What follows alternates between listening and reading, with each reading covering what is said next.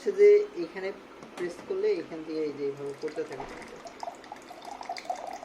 আচ্ছা, আবার প্রেস করলে বন্ধ হবে। আর এটা যখন কারেন্ট না থাকে তখন এই পাশের যেটা আছে সেটা এই নিচ দিক দিলে আচ্ছা আচ্ছা আচ্ছা, সেই সিস্টেম।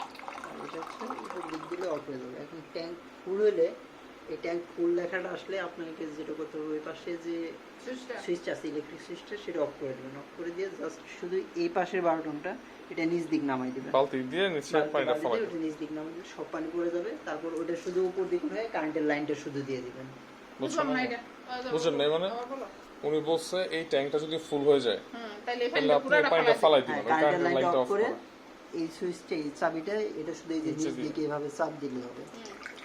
একটা বালতি রেখে চাপ দিলে সব পানি একাই পড়ে যাবে। সব পানি যখন পড়ে যাবে তখন এটা শুধু আবার উপর দিকে উঠাই দিয়ে ওই কারেন্টের সুইচটা দিয়ে দিলে হবে।